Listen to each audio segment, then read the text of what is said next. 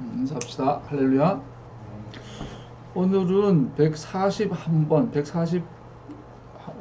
141번째 신명기 20장 10절에서 21장 9절까지 하죠.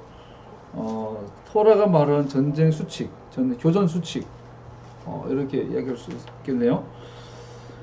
지난주에는 그 도피성 또 그리고 제사장의 목을 따로 떼놓아라 이런 배웠고요. 오늘은 이제 그 땅에 들어가게 됐을 때에 전쟁을 하게 될 건데 어떻게 할 건지 크게 말하면 이제 그 땅 안에 있는 그 가나안 족속들 7잡족이라고 그러죠. 가나안 7개 족속들이 있어요. 가까이에 있는 성읍, 요새화된 성읍, 또 하나는 멀리 있는 그 땅 밖에 있는 멀리 있는 성읍에 대해서 어떻게 할 거냐. 그래서 가까이 있는 성읍은 여자도 남자도 아이도 다 죽여야 돼요. 그냥 쌍그리 그냥 사람은 없애야 돼요. 그리고 멀리 있는 도성에 대해서는 평화를 선언하죠. 하친을 요구했는데 하친을 받아들이면 살려줘요. 살려는 드릴게. 그래서 대신에 노예를 삼는 거죠. 대신에 하친을 받아들이지 않으면 거기는 이제 남자들만 다 제거하는 것을 보게 돼요. 우리가 토라 하나님 자랑이시고 공의와 정의 하나님이신데 이번에 전쟁 교전 수칙은 라피들에게 있어서도 수백 년 동안 쉽게 풀지 못하는 해석하지 못하는 부분이에요. 그래서 이거를 무리하게 하게 되면 오리무중에 빠지죠. 그래서 분명한 것만 우리가 받아들이면 되겠죠. 그거 잠깐 살펴볼 거고요. 그 다음에 이제 나오는 게 살인 사건이 발생했는데 전혀 뭐 누가 죽였는지 도대체 범인을 찾을 수 없을 때 어떻게 할 것이냐에 대해서 이야기가 나오는데 왜 구태 이런 걸 했을까? 그것은 이제 생명 경시에 대해서 경고를 하는. 예를 들어서 무용고 시신이 발견됐는데 우리나라 무용고 시신 저는 옛날에 장례 몇 번 해봤거든요. 여기 하남에 가면 하남 영락복지원이라고 있는데 거기에 이제 할아버지 할머니들이 무용고 노인들이세요. 그분들이 돌아가시면 하남시에서 50만 원인데 그 당시에는 어디서 모르겠어요. 제가 거기 다닐 때 거기 가끔 인도하러 갈 때는 50만 원이 나와요. 그게 이제 화장비야. 그래서 무용고 노인 돌아가시면 보통 교회도 안 다니면 그냥 화장해버려 아무 의식 없이. 근데 이제 교회를 다니면 교회에서 정식으로 장례를 치러드리거든요. 무료죠 다. 그러면 이제 그래서 그러니까 교회를 다 다녀요 대부분 노인들이. 그래서 하는데 50만 원 가지고 화장터 가서 화장하고 무용고 시신의 유골 분골은 곧바로 하지 않고 따로 모아둬요. 모아뒀다가 한꺼번에 이제 처리를 하죠. 그러면 무용고 시신이 발견되면 뭐 대충 해도 된다고 생각할 수 있는데 성경이 말한 거예요. 살인은 반드시 정당한 절차를 통해서 마무리해야 한다. 그것은 생명은 어떤 경우에라도 경시해서는 안 된다는 거 말해주는 거죠. 짧은 내용이니까 잠깐만 살펴보도록 하죠. 이스라엘이 땅에 들어가 거주민들과 전쟁을 벌일 준비를 하고 있을 때 하나님께서는 적절한 전투법, 전쟁 수칙을 이스라엘만이 갖고 있는 독특한 전쟁 수칙을 명령하셨습니다. 우리가 전쟁이라는 것은 쉽게 생각하면 막 무법지대 그냥 막 해도 되는 줄 알잖아요. 그러나 갑자기 기억 안 나네요. 우리가 그 2차 대전 가운데 그 포로 규약을 만든 게 있잖아요. 전쟁 포로라도 밥을 제공해야 되고 숙식을 제공해야 되고 뭐 고문하면 안 되고 뭐 이런 규정들이 있어요. 서양에는 그런 규정들을 만들어낸 기본적인 가치관의 그 베이스에 토라가 있는 거예요. 오늘 배운 본문이 있는 거죠. 그래서 전쟁이라고 해서 우리가 저 나라 쳐들어가는데 저 나라를 완전히 정복할 수 있는 힘이 있다고 하더라도 함부로 해서는 안 된다. 규정대로 전쟁을 하더라도 규정대로 싸우고 정복해야 한다라고 말씀하고 있는 거죠. 그럼에도 불구하고 오늘날의 우리 이야기는 되게 어려운 부분이 많이 있어요. 우리 20장 10절에서 읽었지만 7, 8절까지 보면 아까 말한 전쟁에 대한 수칙이 나와요. 그래서 아까 말씀드린 것처럼 두 종류가 나와요. 먼저 멀리 떨어져 있는 도시, 이스라엘이 진입해서 그 땅을 정복하고 다스리고 경계선을 국경선이죠. 국경선을 마련하고 센터에다가 그 수도를 건축하고 수도 중심으로 이제 뭐 군사 행정 조직들이 중앙, 지방 이렇게 체계가 완비가 되겠죠. 그런데 그 범위 밖에 있는 그 먼 곳에 있는 도시라 그러죠. 그런 도시의 첫 번째 규칙은 전쟁을 벌이기 전에 먼저 화친을 요구해라. 평화를 선언해라. 전쟁 없이 항복해라. 항복하면 살려주겠다. 그런데 항복하지 않으면 모든 남자들 죽이겠다. 이렇게 하는 거죠. 그랬을 때 그대로 이제 모세와 여호수아 군대가 실행한 것을 보게 돼요. 그 도시의 평화를 제안해야 했습니다.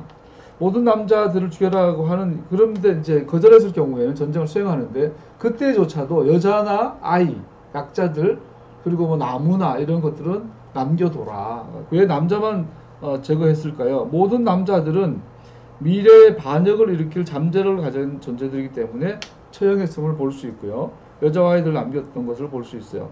그리고 성 안에 좋은 것들과 가축, 여러 가지 전리품들은 그대로 보존해서 취했던 것을 첫 번째 규칙이에요. 그러나 두 번째 유형의 전쟁은 요새화된 도시, 그리고 그 땅 안에 있는 도시, 소위 가나안 7잡족이 돼서 여부수족, 기르가스족, 뭐 히위족, 가나안족 이런 족들이 있죠. 이런 족속들은 아주 무섭게 말하고 있어요. 우리 16절 읽어볼까요? 20장 16절 시작. 그러나 주 당신들의 하나님이 당신들에게 이산으로 주신 땅에 있는 성읍을 점령하였을 때에는 숨쉬는 것은 하나도 살려두면 안 됩니다. 예, 이거 소위 전멸법, 진멸법. 그러니까 숨 쉬는 것은 다 죽이래요. 되게 무서운 거죠. 무서운 거야. 근데 재밌어요. 19절로 내려가면 그런데 사람은 다 죽이는데 나무는 살려두라는 거예요. 나무는 베지 말라는 거예요. 그럼 우리가 이해하잖아. 쉽게 할 수 있잖아요. 아니, 하나님께서 사람보다 나무를 더 소중히 여긴 건가? 이렇게 생각할 수 있어요. 잠깐만 살펴보죠. 이 가나안의 도시들은 평화로운 항복을 제의받지만 완전히 파괴되어야 했습니다. 제의받지 않고 완전히 파괴되어야 했습니다. 신명기 7장에 보면 총 7개의 나라가 있다고 나와 있고요. 이들의 특징은 악마 숭배 종교가 불가피하게 이스라엘의 하나님을 무시하고 그들에게 혐오스러운 행위를 따르도록 영향을 미치기 때문입니다. 즉 역사는 이런 것들의 사실임을 증명합니다. 본문 8절 읽어보면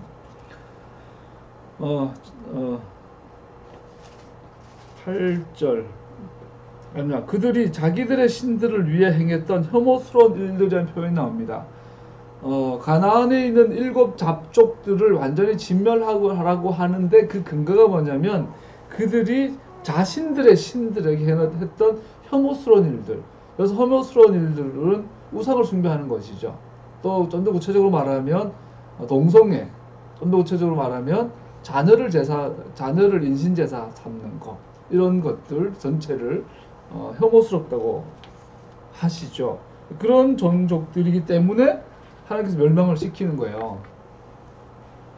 왜? 아까 말한 것처럼 영향력을 영향받지 않도록 원인을 차단하는 거죠. 이렇게까지 할 필요가 있나? 이걸 통해서 알 수 있는 거 있어요. 하나님께서는 우상 숭배는 어떤 모양이라도 절대적으로 싫어하신다는 거. 조금의 용납도 하지 않으신다는 것을 볼 수 있어요.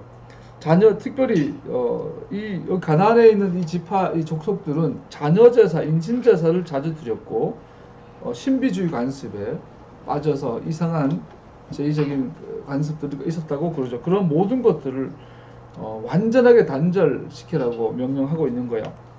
랍비들은 이 부분에 대해서 도저히 이해를 못해서 여러 가지 해석을 하지만 그것까지 살펴보지는 않겠고요.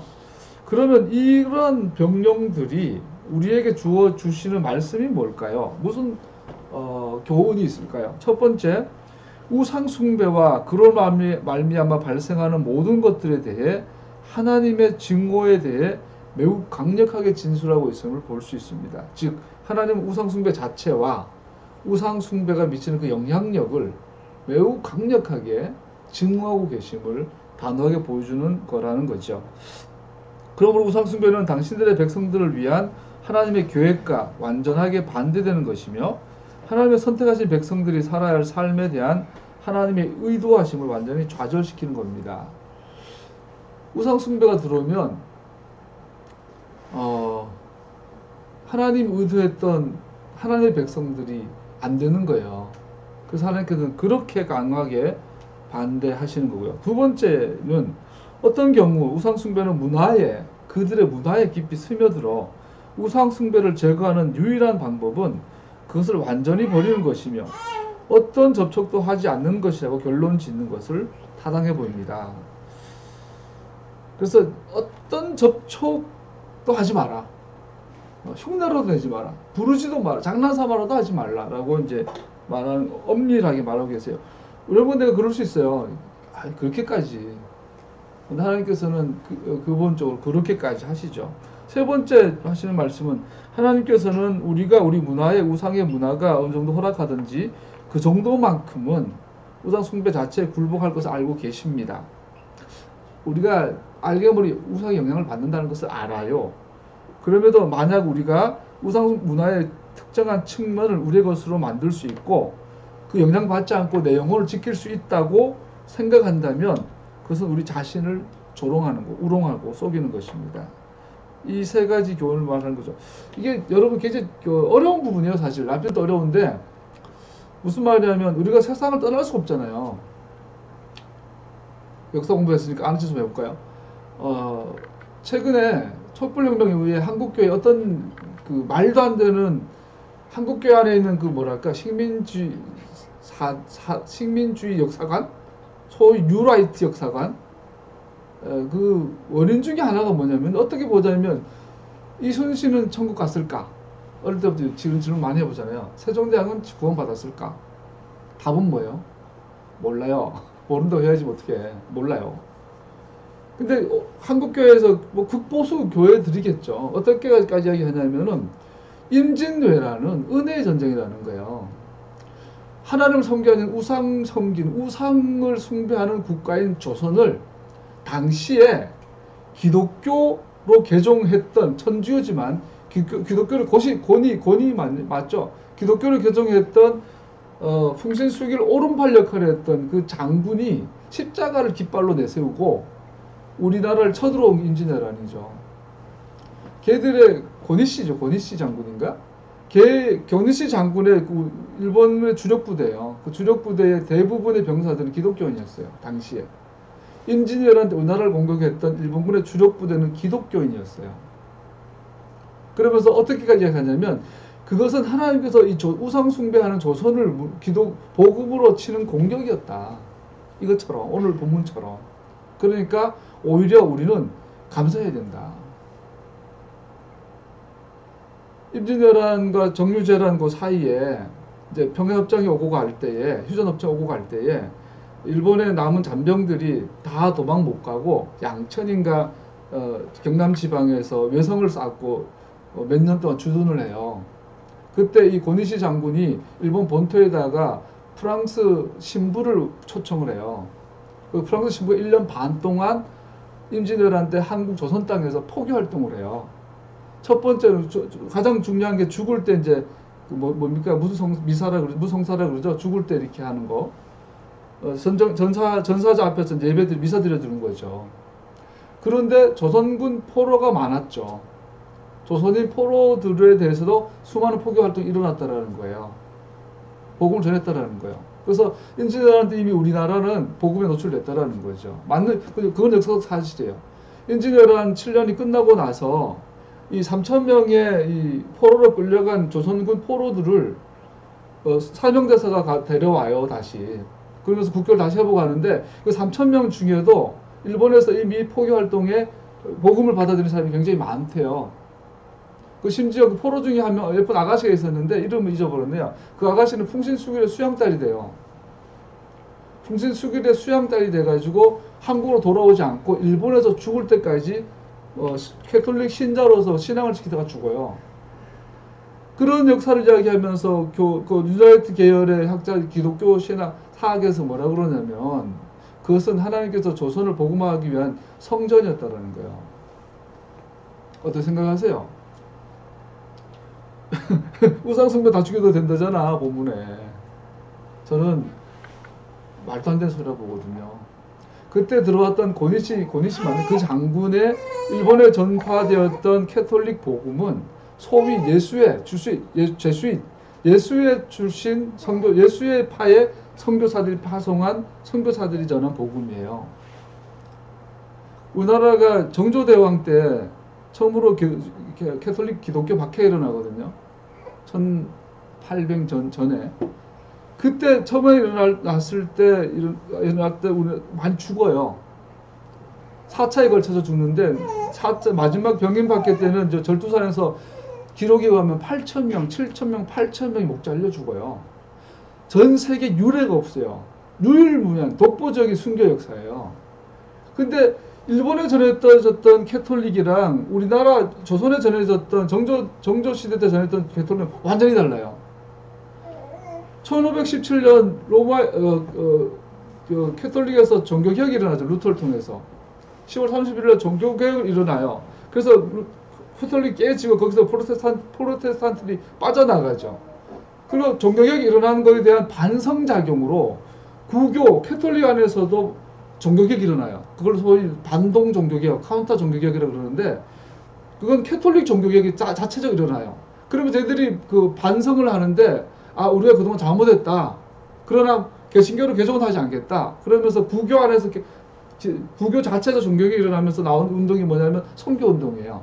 그동안 우리가 땅끝까지 복음을 전하는데 선교를 등한시했더니 이게 내부적으로 썩어버린 게 중세 기독교였다. 그러니까 이제 선교하자 그러고 생긴 게 예수회.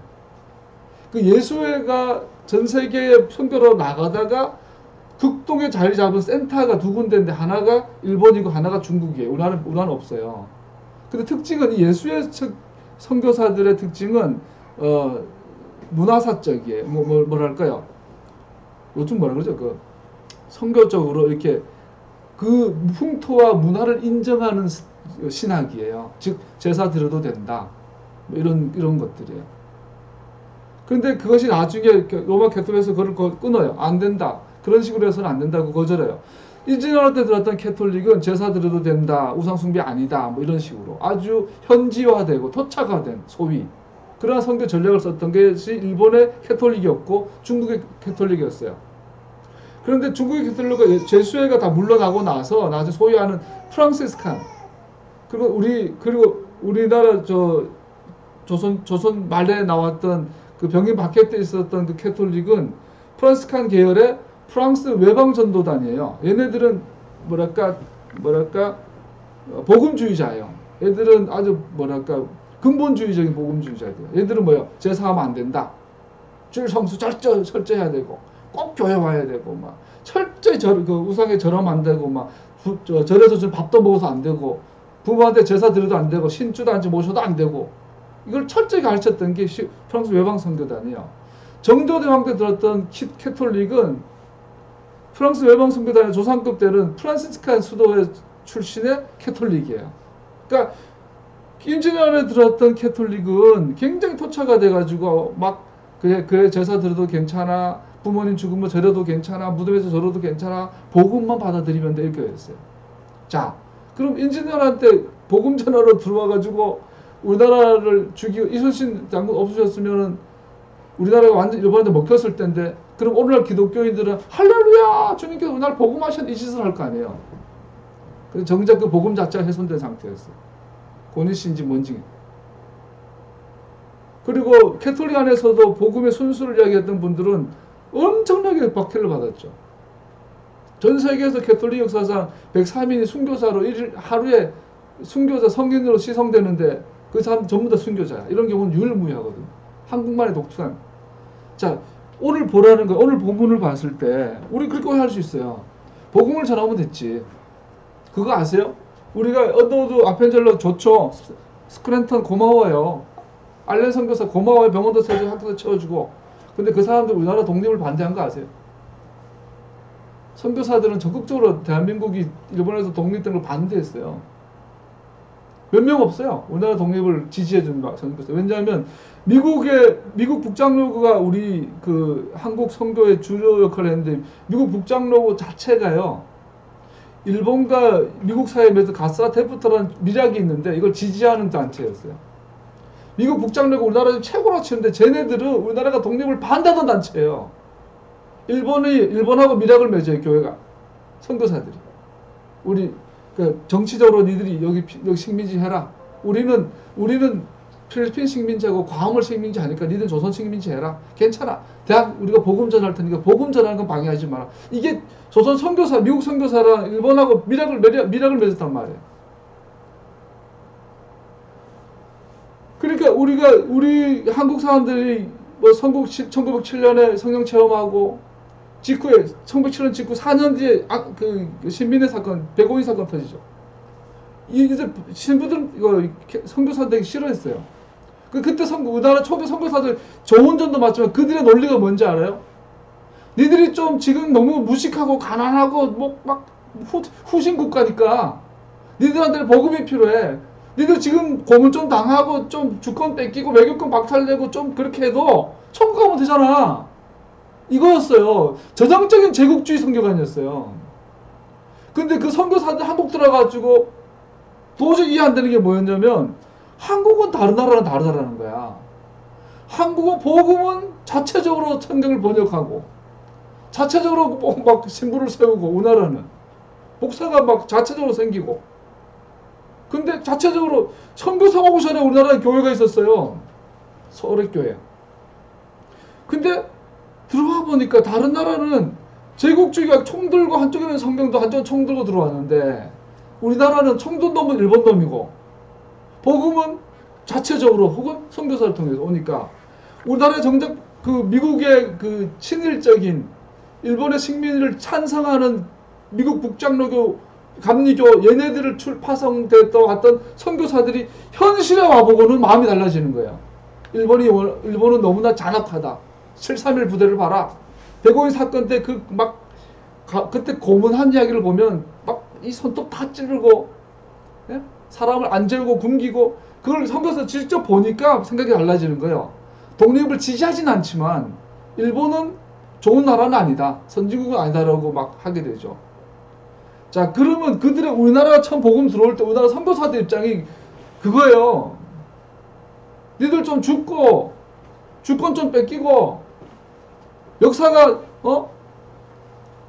겁탈당하고 해도 니들 뭐 징용 가가지고 뭐 지하에 가면 감옥 죽고 여자들 걸려가가지고 정신대 갔다 오더라고 하더라도 교회가 생기지 않냐. 복음 받아들이면 되지 않냐. 천국 가면 다 된 거 아니야? 이거 정말 돌아봐야 돼요. 오늘 이 본문은 우리에게 너무너무 많은 걸 이야기해요. 가서 다 죽여라. 이 본문은 천국 주면 되니까 강압적으로 성경문을 열라라는 이야기가 아니에요. 우상을 멀려라는 이야기예요. 주님은 아세요. 현실적으로 우리가 특히 이방 국가에 사는 우리가 지연이 그지? 시아버지 시어머니 집에 가면 달마대사가 다 그려져 있고 없냐? 달마대사 앞에서 절하지 2천만 원짜리 부적 붙여놓고 앉았지. 명절 되면 절한다고 밥하라 그러지 절하라 그러지. 이런 데 살아가니까 완전히 단절할 수 없어요. 주님 말하잖아요. 네 마음이 나에게 구별되기 원한다. 그런 정도로 절대적인 만큼의 하나님 헌신을 요구하신다라는 그걸 말하고 있는 거예요. 그걸 말하고 있는 거예요. 가난 7잡족 이것은 잡족들이니까 우상 숭배자들이니까 죽여도 돼. 그걸 합리하지 말라는 이야기죠. 오늘 한국교회 뿌리부터 우리는 다시 돌아봐야 돼요. 왜 촛불 혁명은 상식이었어요. 이거는 이데올로기가 아니에요. 자꾸 정교분리 얘기하는데 우리는 정교분리 개념 자체가 없어요. 우리는 이스라엘. 예를 들어 어두워도 아펜젤러가 스켈턴이 지들이 와가지고 독립을 지지하냐 말 거냐 정치로 접근하지 말고 지들이 토론을 알았다면 이스라엘은 나라를 알았다면 이것은 일본은 적이네 악이네 규정할 수 있었어야죠. 인제너라를 토라의 관점으로 보세요. 누가 악인지. 권위씨가 악이지 그게 성경 들고 왔던 그게 선이에요? 말이 안 되잖아요. 오늘날 우리가 그렇잖아요.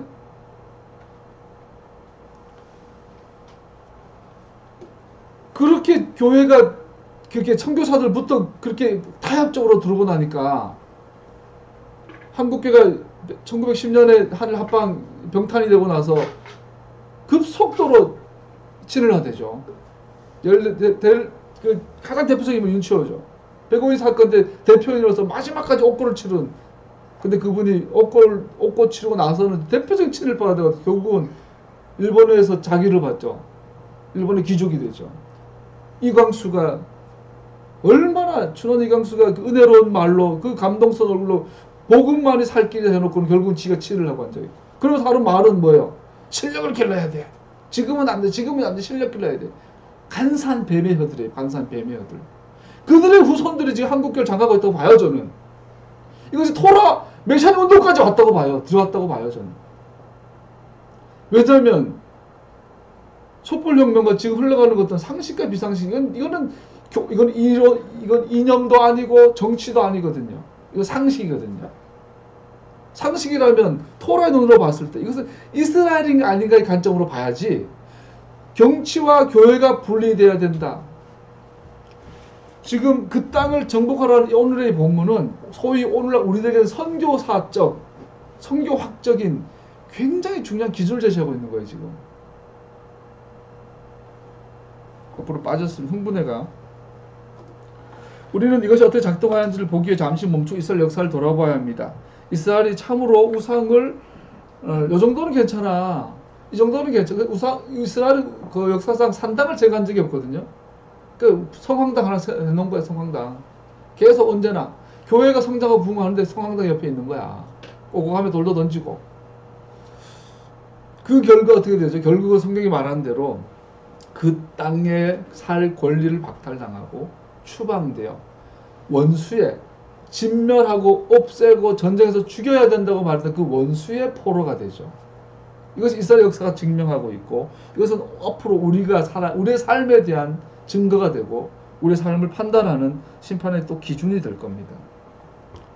거창하게 오늘 본문을 거창하게 설명을 했어요.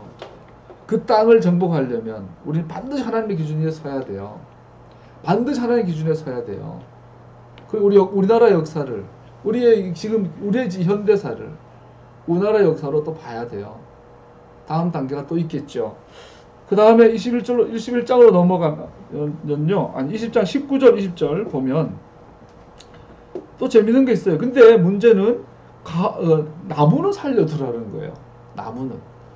사람보다 나무가 더 소중한가? 이렇게 해볼 수 있잖아요.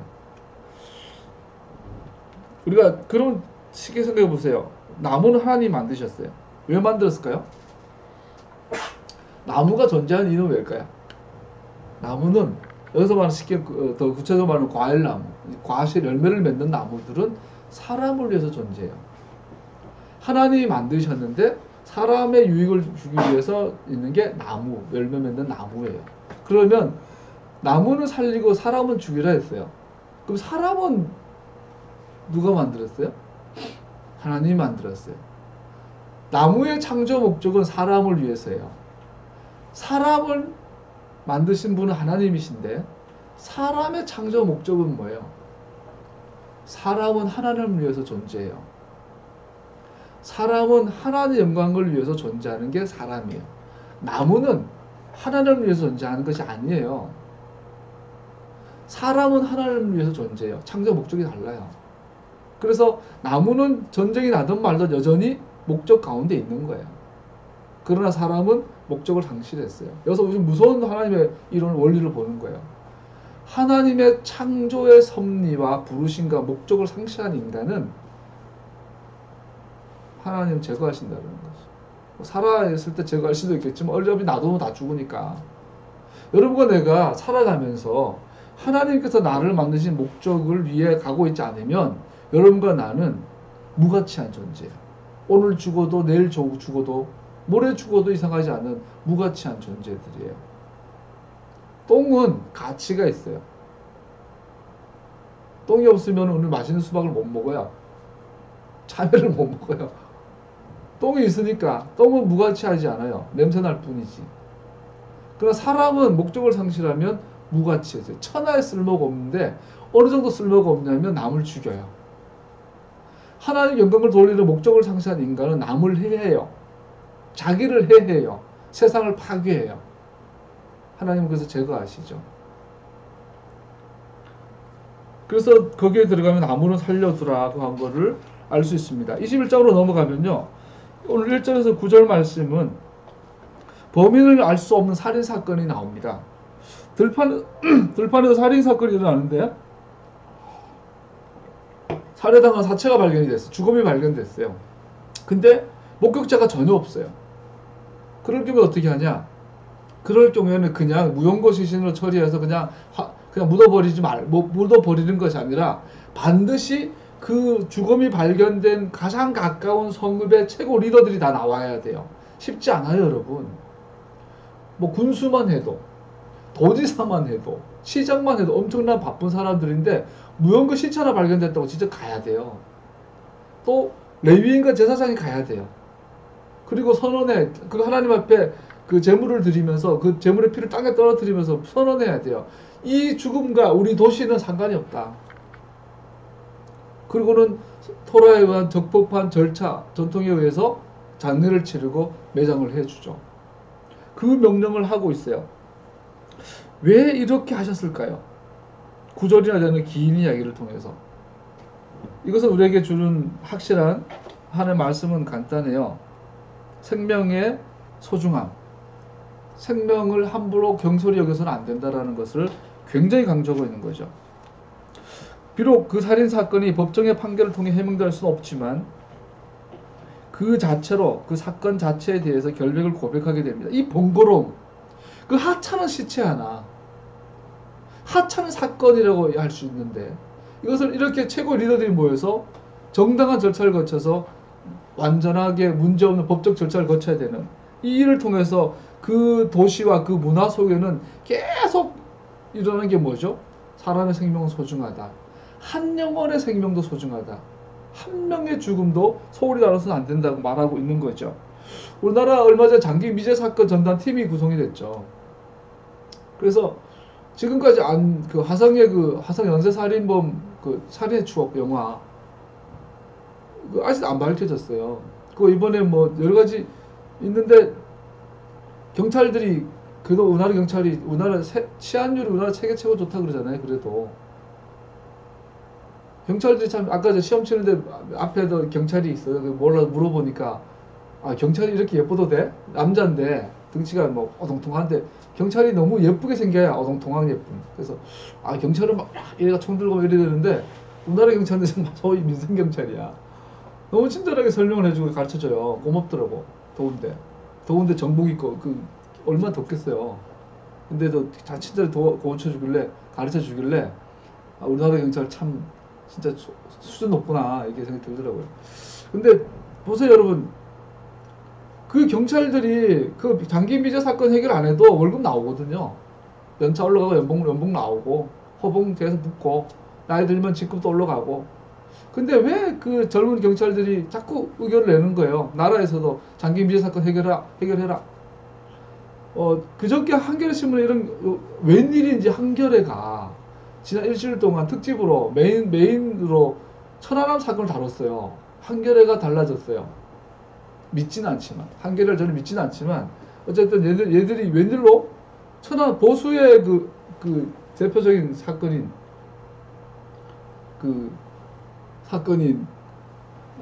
천안함 사건을 다루면서 천안함의 생존자들의 아픔에 대해서 이렇게 말을 해요. 근데 그 중에 한 명, 저도 처음 들었어요.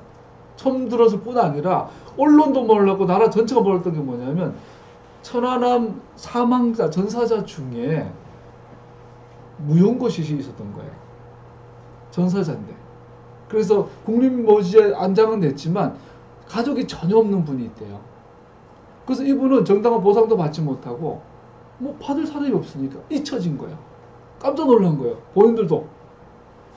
다른 전사자들은 부인이 있고 가족이 있어가지고 어떻게 항의도 하고 보상도 받고 막 이렇게 하는데 그분은 돌아가시고 나서 잊혀져 버린 거예요. 너무나 착한 사람이에요. 성실하고.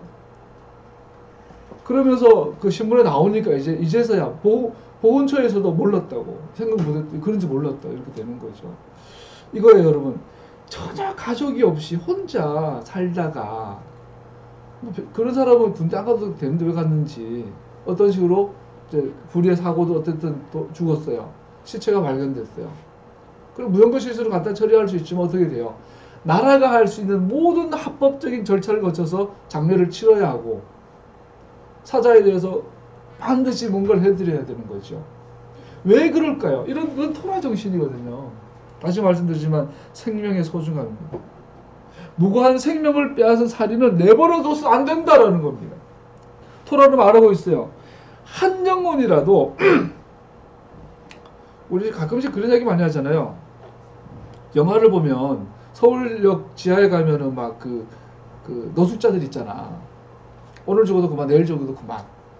그런 사람들 붙잡아가지고 뭐 사기꾼들 보면은 그런 사람들 주민등록 훔쳐가지고 막 사기도 하고, 심지어 옛날에 군사정권 때는 북한 간첩, 북한으로 보내는 북파 부대의 모집원들로 이제 노숙자들 많이 썼다고 그랬죠. 뭐 감옥에 있는 사형수, 진짜인지 모르겠는데 뭐 그런 실제로 그랬던 증언들이 많죠. 그래서 가족도 없고 죽어도 뭐 아무도 울어줄 사람 없는 사람들을 주로 특수부대 훈련을 시켜가지고 북한에 보내고 했다고 그러긴 소리를 많이 들어보죠. 실제로 그랬다면, 그래서 죽으면 울어줄 사람이 없고 항의할 사람이 없고 그냥 주민들도 말소하고 그냥 태워버리면 되는 거야. 과거에 그런 일 많았다고 하죠, 실제로. 그러면 토라에 가면 그건 어떻게 된 거예요? 그것은 토라를 어기는 거예요. 단 한 명의 영혼도, 사람도 무고하게 생명 잃은 경우를 그냥 넘어가서는 안 된다. 반드시 적법한 절차를 거쳐서 원인을 밝히고 해야 된다라고 말하고 있는 거죠. 자, 그러면 이걸 오늘 우리에게 적용을 해봅시다. 그럼 노숙자라든지 그런 거 쓸 수 있어요. 그 장애인 보조 활동을 잠깐 하면서 가장 이게 진짜 하나님의 말씀 외에는 설명이 안 되는 상황들이 있어요.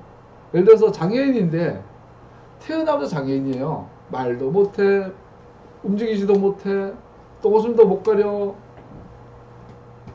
그러고는 몸만 커지는데 몸은 비뚤어져 있어. 소위 인간으로서 왜 사는지를 물어보면 걔는 그냥 30년을 살았다면 30년 동안 먹고 싸고 숨 쉬고 자고 이거밖에 하는 게 없는 인간이 많아요. 장애인, 그 중증 장애인들 보면. 그럼 우리가 너무나 단호하게 보면, 야, 도대체 너는 왜 존재하는 거야? 이렇게 할 수 있잖아요. 우리가 왜 장애를 섬겨야 될까요? 영국인가? 지난주가 지지난주 신문에 그런 기사가 났어요. 간호사가 7명인가를 죽였어요. 할아버지 할머니를. 그러니까 퇴근해야 되는데 보니까 오늘 밤에 죽을 것 같아. 그리고 내가 퇴근한 상태에서 죽으면 뒤처리 다 해야 되니까 약을 넣는 거야. 내가 퇴근한 다음에 죽으라고. 그렇게 사람을 보냈다라는 거예요. 그러면 그 젊은 아가씨인데 영국인가? 그 아가씨는 생각은 그거예요. 어차피 뭐 말기 암 환자, 어차피 나이가 90대 했으니까 살라고 살았고 이제 뭐 암떡을 이만해 있어요. 저 형은 살아봐야 뭐 죽을 날짜를 기다리는 아무 의미 없는 생명이니까 그냥 내가 며칠 더 빨리 보내주는 건데 뭐 이렇게 생각했을 거예요. 근데 성경은 그렇지 않다는 거예요. 마지막까지 우리가 선한 사마리안이 있잖아요. 강도를 만나가지고 보니까 죽은 것 같아. 토라 할라카에 랍비들의 할라카에 의하면 길 가다가 강도 만나가 누구 쓰러져 죽어가고 있어요. 숨이 붙어 있으면 그 사람을 치료를 해줘야 돼요. 죽었으면 장례를 치러줘야 돼요. 근데 애매한 경우가 있어요. 나는 바쁜데 이제 보니까 거의 죽은 거야. 확실히 죽은 거야. 그런데 조금 살아있는 것 같기도 해. 이런 상태예요. 이런 상태.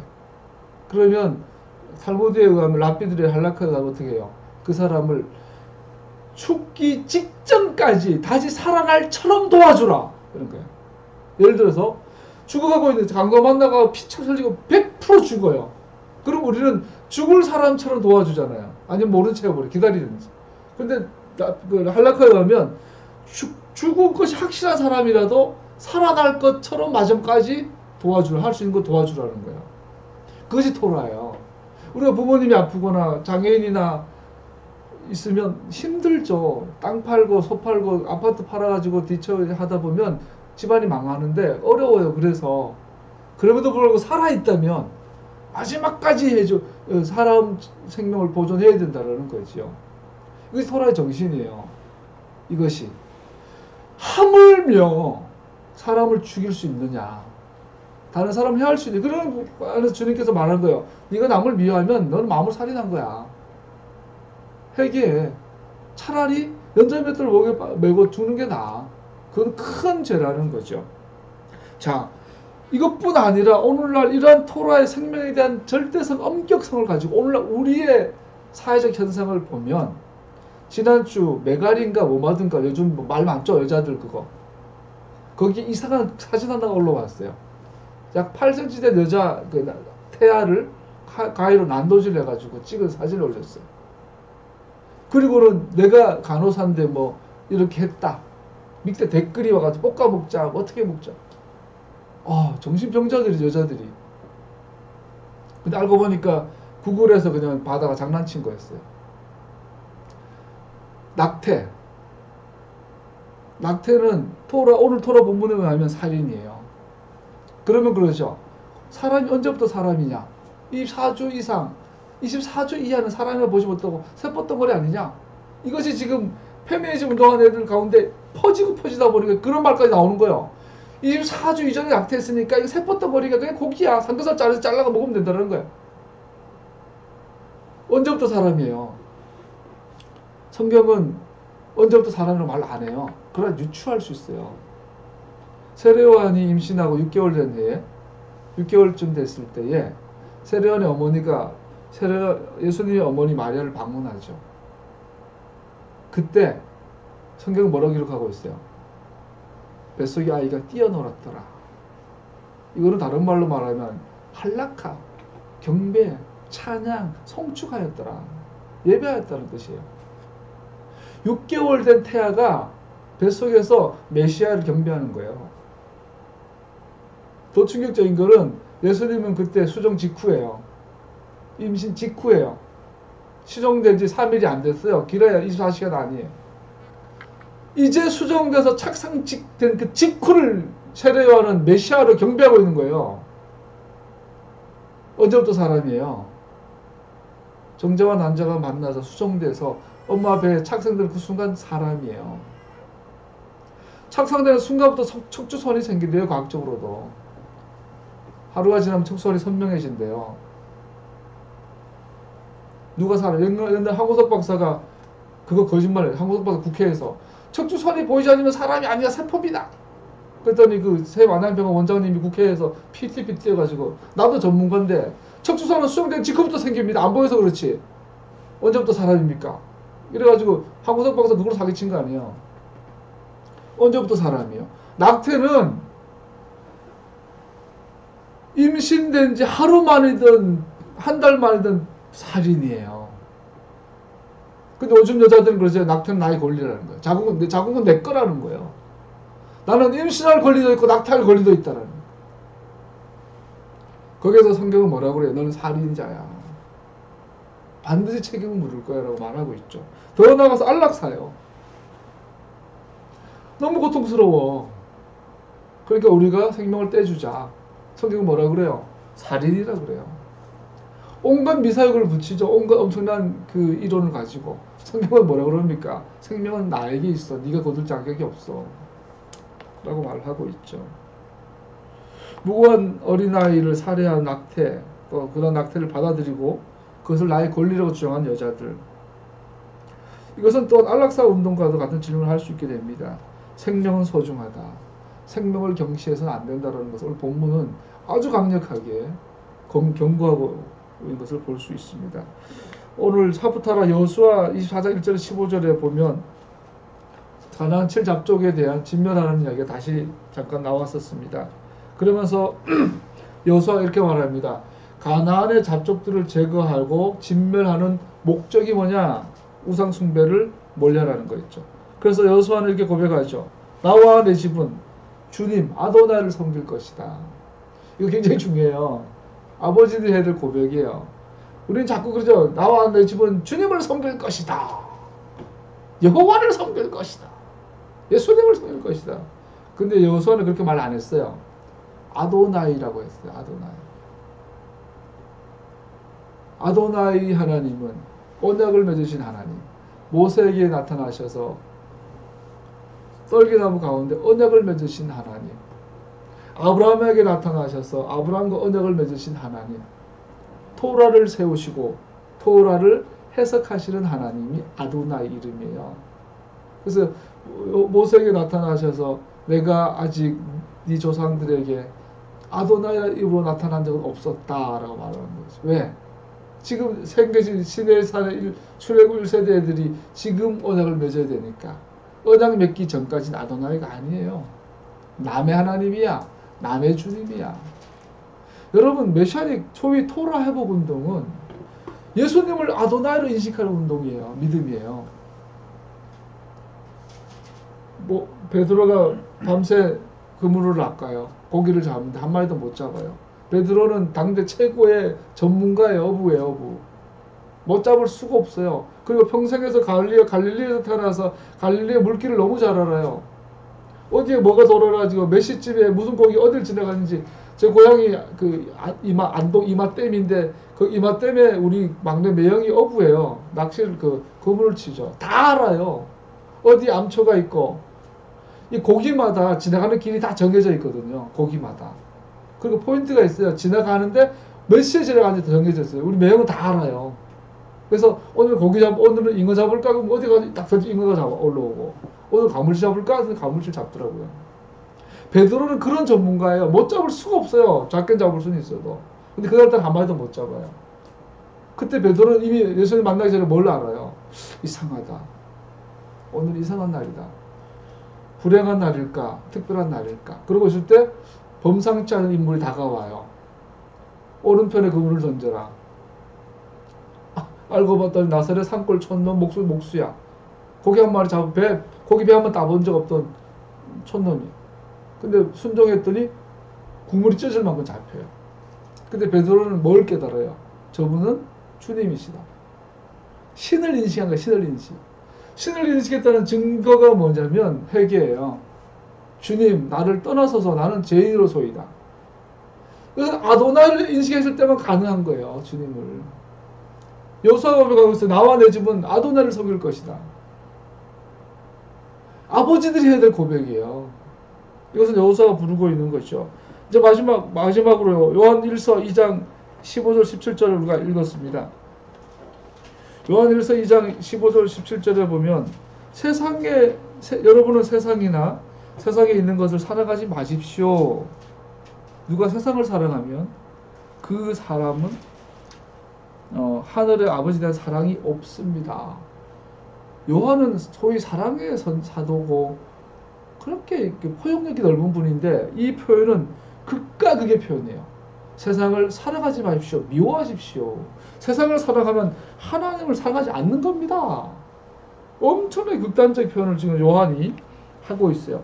왜 세상은 반역의 세속적 방법으로 계속해서 그러면서 왜 요한 복음에 보면 3장 16절 잘 알죠? 하나님께서 우리를 이처럼 사랑하사 독생자를 주셨으니 이는 저를 믿는 자마다 구원을 얻으려 합니다. 그때 누구를 사랑해요? 하나님이 세상을 이처럼 사랑하사.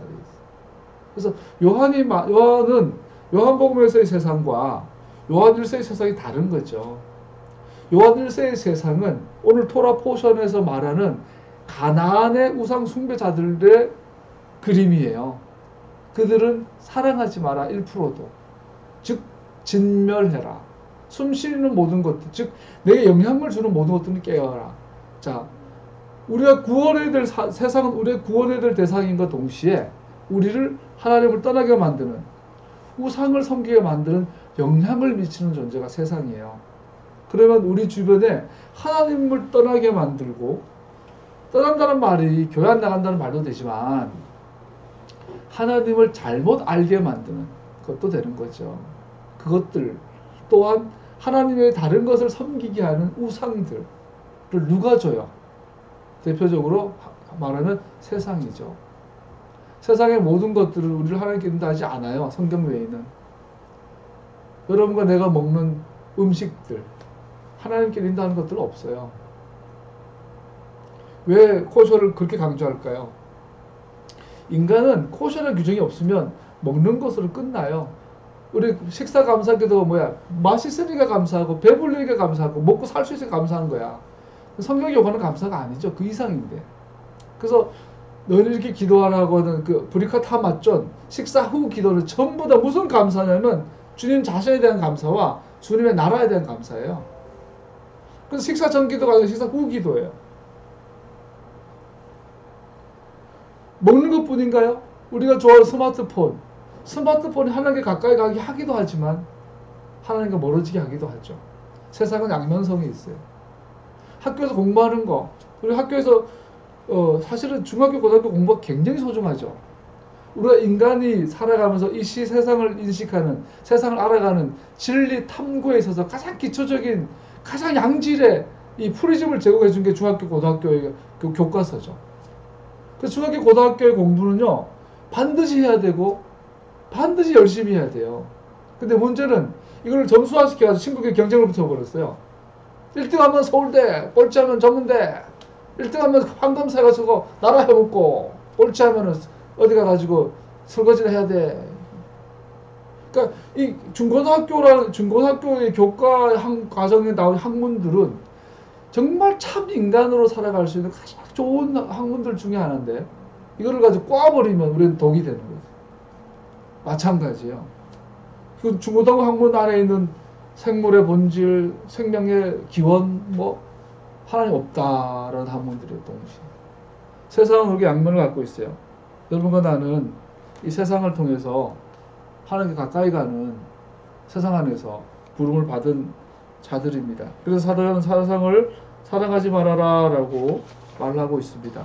세상을 떠나는 말이 아니라 세상 안에서 하나님 가까이 하는 법을 배워라 라고 말하고 있는 거죠. 그렇게 하려면 우리는 어떻게 해야 될까요? 디모데후서 2장 12절 찾아봅시다. 그거 하고 마칠게요. 디도서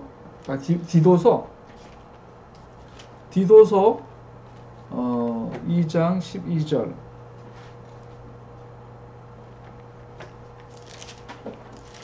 같이 읽어보죠. 12절요. 시작. 그 은혜는 우리를 교육하여 경건하지 않음과 속된 정욕을 버리고 지금 이 세상에서 신중하고 의롭고 경건하게 살게 합니다. 세상을 사랑하지 마라. 그리고 디도가 뭐라고 말하고 하냐면 이 세상에서 우리를 11절에 보면 모든 사람에게 하나님의 구원의 은혜가 나타납니다. 우리를 구속하시고 구원하신 은혜가 있는데 그 은혜가 뭐냐? 우리를 교육한다는 거예요. 우리를 가르치는데 경건하지 않음과 속된 정욕을 버리는 것을 가르치시고 지금 이 세상에서 신중하고 의롭고 경건하게 사는 것을 가르친다는 거예요. 예수 믿고 구원받았으면 이 세상에서 우상으로 빠지는 것이 아니라 이 세상에서 경건한 삶을 살도록 가르친다라고 디모데는 말하고 있어요. 자, 그러면 이 은혜로부터 우리 교육을 받아야 되는데 이 교육을 간단하게 말하면 습관이에요. 습관. 경건의 습관. 은혜의 습관. 습관을 들여야 돼요. 구체적으로 어떤 습관을 들여야 될까요? 들어보세요. 하나님께서 미워하시는 것에 아니오라고 말하는 습관. 하나님께서 좋아하고 사랑하시는 것에 대해서는 네라고 즉시 대답하는 습관. 생각해보지 않아요. 하나님이 좋아하시면 무조건 네야. 그냥 동물적이야. 하나님이 싫어하시면은 고민하지 않아. 무조건 네라고 말하는.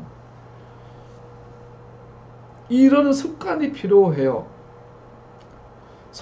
이러한 습관, 이러한 능력은 성령으로 거듭난 모든 사람의 특권이며 모든 죄를 용서함 받은 자들의 특권입니다.